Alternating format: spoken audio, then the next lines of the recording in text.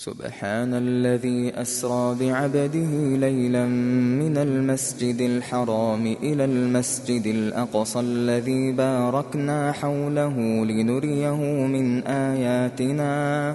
إنه هو السميع البصير. وآتينا موسى الكتاب وجعلناه هدى لبني إسرائيل ألا تتخذوا من دوني وكيلا ذرية من حملنا مع نوح إنه كان عبدا شكورا. وقضينا إلى بني إسرائيل في الكتاب لتفسدن في الأرض مرتين ولتعلن علوا كبيرا فإذا جاء وعد أولاهما بعثنا عليكم عبادا لنا أولي بأس شديد فجاسوا خلال الديار وكان وعدا مفعولا. ثم رددنا لكم الكرة عليهم وأمددناكم بأموال وبنين وجعلناكم أكثر نفيرا. إن أحسنتم أحسنتم لأنفسكم وإن أسأتم فلها فإذا جاء وعد الآخرة ليسوءوا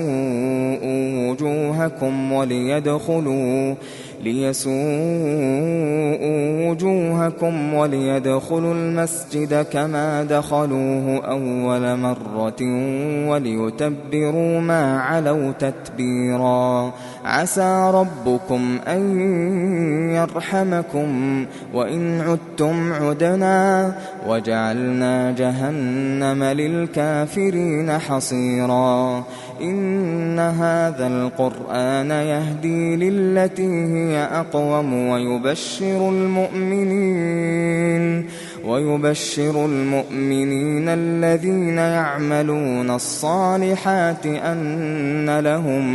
أن لهم أجرا كبيرا وأن الذين لا يؤمنون بالآخرة أعتدنا لهم عذابا أليما. ويدعو الإنسان بالشر دعاءه بالخير وكان الإنسان عجولا. وجعلنا الليل والنهار آيتين فمحونا آية الليل وجعلنا آية النهار مبصرة لتبتغوا فضلا من ربكم ولتعلموا عدد السنين والحساب وكل شيء فصلناه تفصيلا. وكل إنسان ألزمناه طائره في عنقه ونخرج له يوم القيامة كتابا يلقاه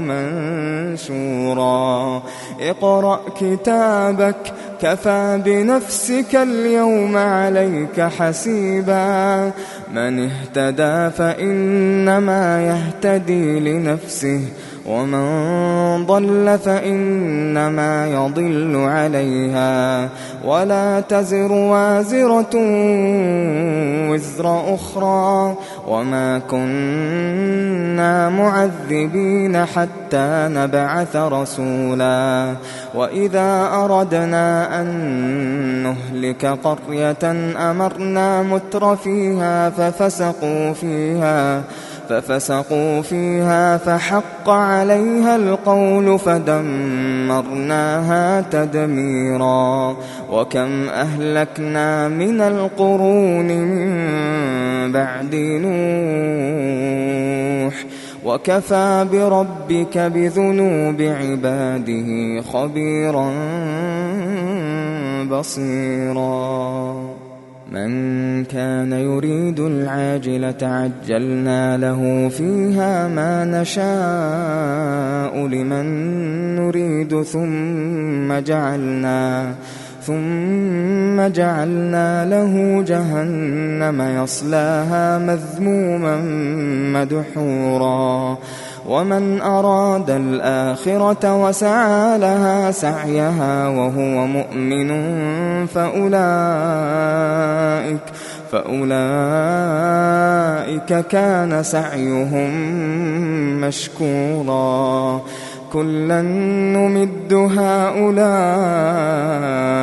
وهؤلاء من عطاء ربك وما كان عطاء ربك محظورا انظر كيف فضلنا بعضهم على بعض وللآخرة أكبر درجات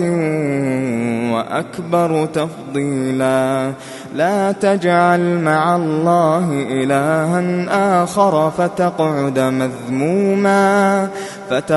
مذموما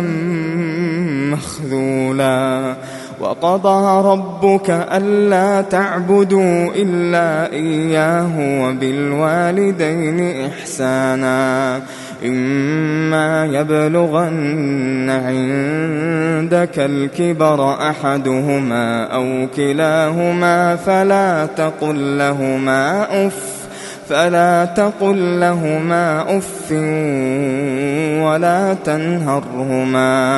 ولا تنهرهما وقل لهما قولا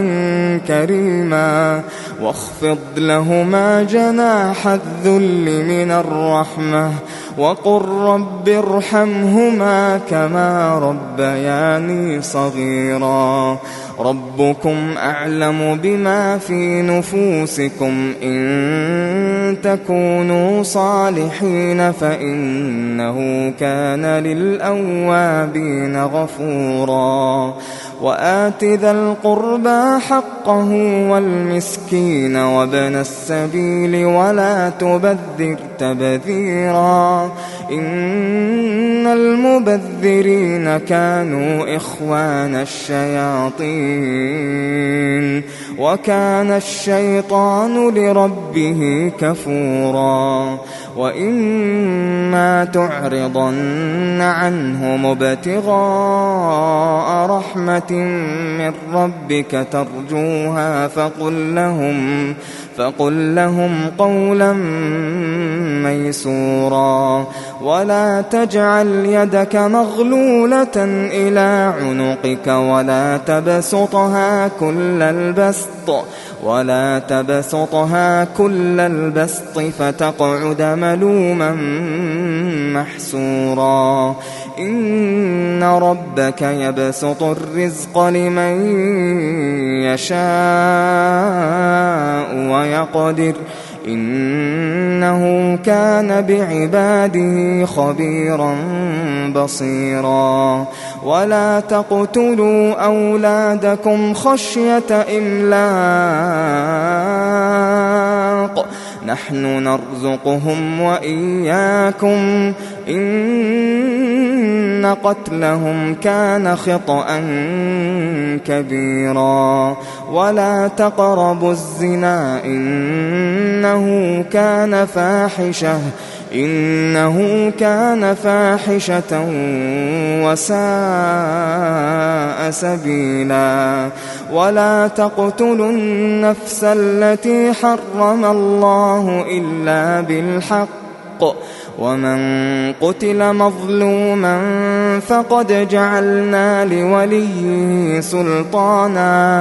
فقد جعلنا لوليه سلطانا فلا يسرف في القتل إنه كان منصورا ولا تقربوا مال اليتيم إلا بالتي هي أحسن حتى يبلغ أشده وأوفوا بالعهد إن العهد كان مسؤولا وأوفوا الكيل إذا كلتم وزنوا بالقسطاس المستقيم ذلك خير وأحسن تأويلا ولا تقف ما ليس لك به علم إن السمع والبصر والفؤاد كل أولئك كان عنه مسؤولا ولا تمش في الأرض مرحا إنك لن تخرق الأرض ولن تبلغ الجبال طولا كل ذلك كان سيئه عند ربك مكروها ذلك مما أوحى إليك ربك من الحكمة ولا تجعل مع الله إلها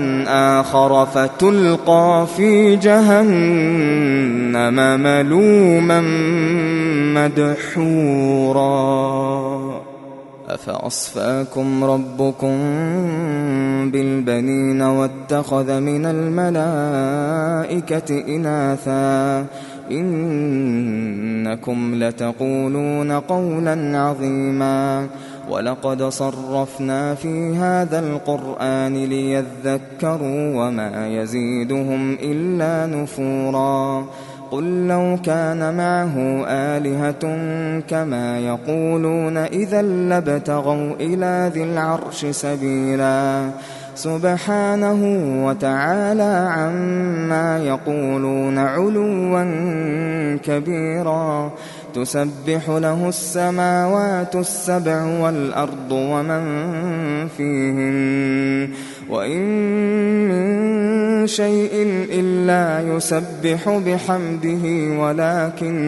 ولكن لا تفقهون تسبيحهم إنه كان حليما غفورا وإذا قرأت القرآن جعلنا بينك وبين الذين لا يؤمنون بالآخرة حجابا مستورا وجعلنا على قلوبهم أكنة أن يفقهوه وفي آذانهم وقرا وإذا ذكرت ربك في القرآن وحده ولوا على أدبارهم نفورا نحن أعلم بما يستمعون به إذ يستمعون إليك وإذ هم نجوى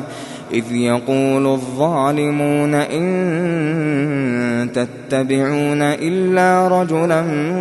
مسحورا انظر كيف ضربوا لك الأمثال فضلوا فلا يستطيعون سبيلا وقالوا أئذا كنا عظاما ورفاتا أئنا لمبعوثون خلقا جديدا قل كونوا حجارة أو حديدا أو خلقا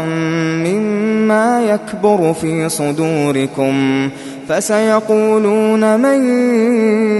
يعيدنا قل الذي فطركم أول مرة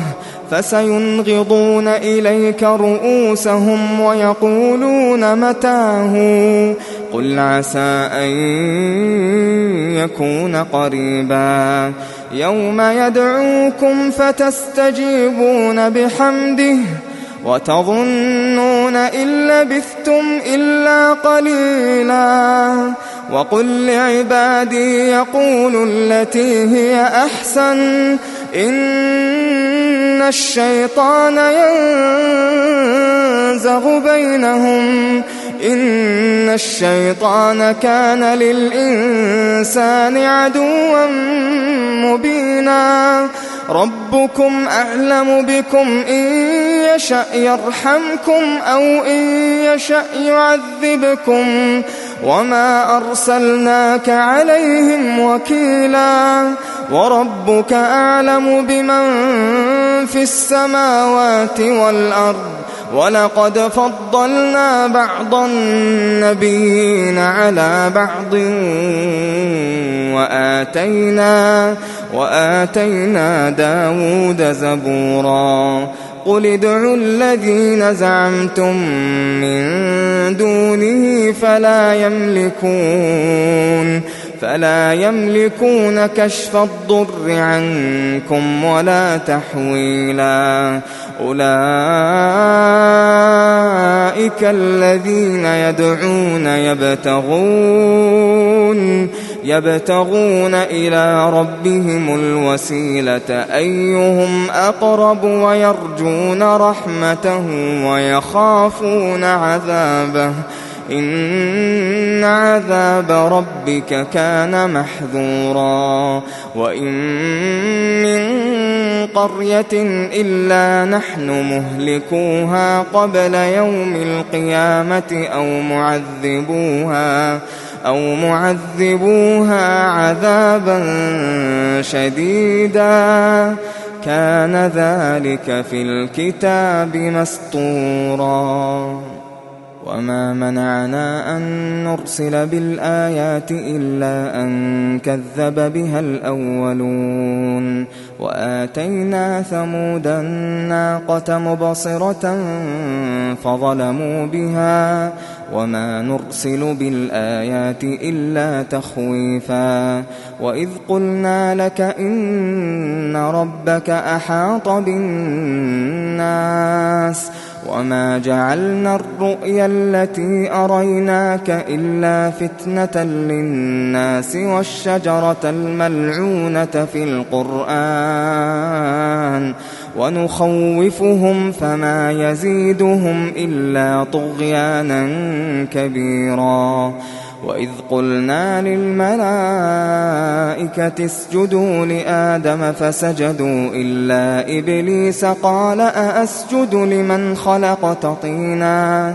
قال أرأيتك هذا الذي كرمت علي لئن أخرتني إلى يوم القيامة لأحتنكن ذريته إلا قليلا قال اذهب فمن تبعك منهم فإن جهنم جزاؤكم جزاء موفورا واستفزز من استطعت منهم بصوتك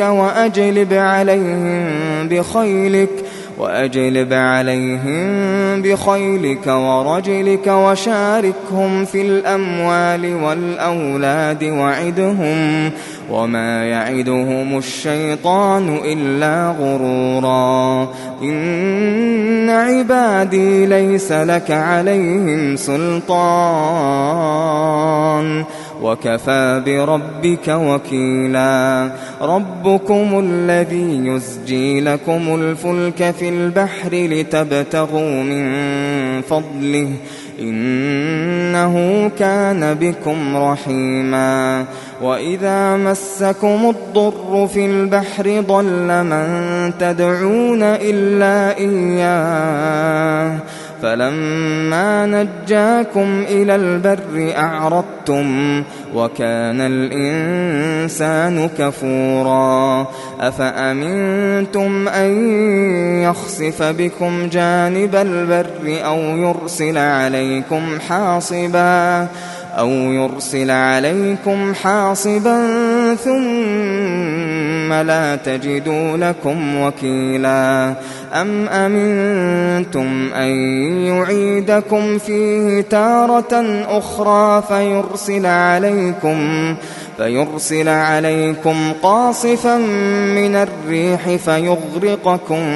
بما كفرتم ثم لا تجدوا لكم علينا به تبيعا ولقد كرمنا بني آدم وحملناهم في البر والبحر ورزقناهم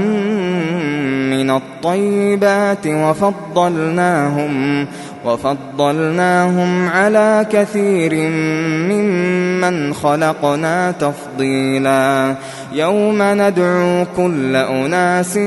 بإمامهم فمن أوتي كتابه بيمينه فأولئك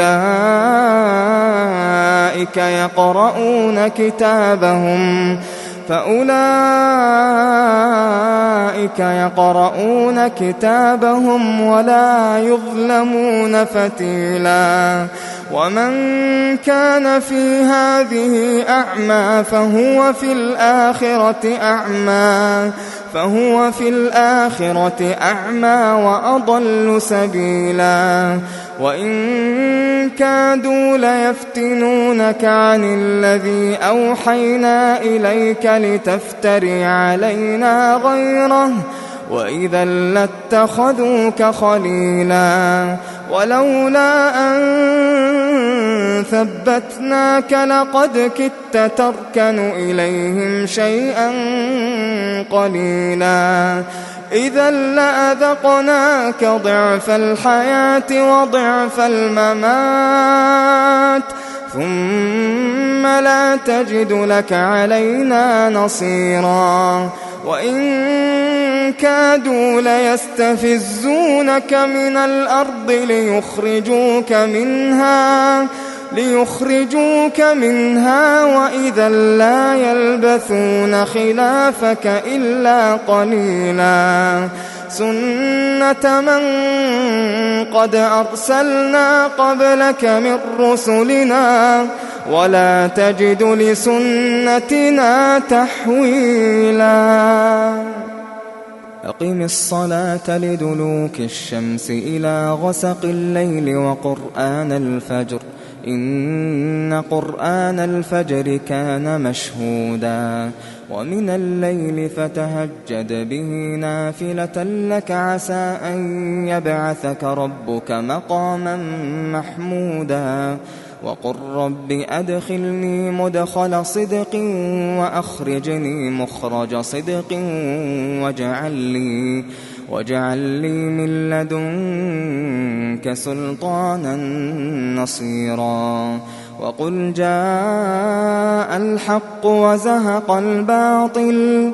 إن الباطل كان زهوقا وننزل من القرآن ما هو شفاء ورحمة للمؤمنين وننزل من القرآن ما هو شفاء ورحمة للمؤمنين ولا يزيد الظالمين إلا خسارا وإذا أنعمنا على الإنسان أعرض ونأى بجانبه وإذا مسه الشر كان يئوسا قل كل يعمل على شاكلته فربكم أعلم بمن هو أهدى سبيلا ويسألونك عن الروح قل الروح من أمر ربي وما أوتيتم من العلم إلا قليلا ولئن شئنا لنذهبن بالذي أوحينا إليك ثم لا تجد لك به علينا وكيلا إلا رحمة من ربك إن فضله كان عليك كبيرا قل لئن اجتمعت الإنس والجن على أن يأتوا بمثل هذا القرآن لا يأتون بمثله ولو كان بعضهم لبعض ظهيرا ولقد صرفنا للناس في هذا القرآن من كل مثل فأبى أكثر الناس إلا كفورا وقالوا لن نؤمن لك حتى تفجر لنا من الأرض ينبوعا أو تكون لك جنة من نخيل وعنب فتفجر الأنهار خلالها تفجيرا أو تسقط السماء كما زعمت علينا كسفا أو تأتي بالله والملائكة قبيلا أو يكون لك بيت من زخرف أو ترقى في السماء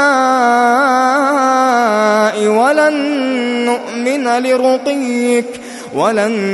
نؤمن لرقيك حتى تنزل علينا كتابا نقرأه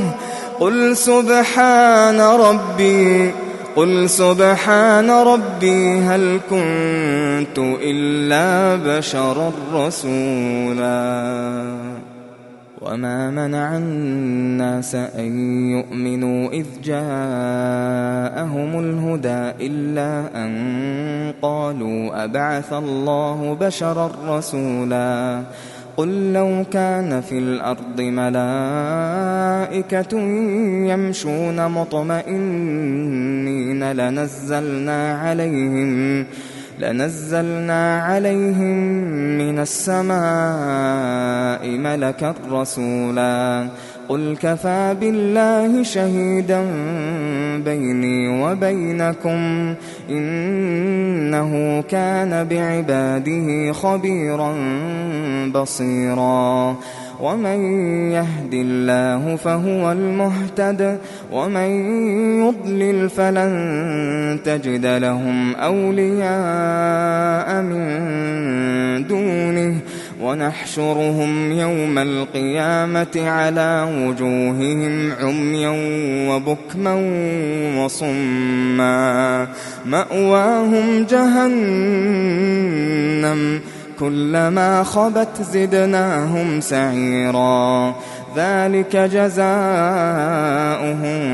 بأنهم كفروا بآياتنا وقالوا أئذا كنا عظاما ورفاتا أئنا لمبعوثون خلقا جديدا أولم يروا أن الله الذي خلق السماوات والأرض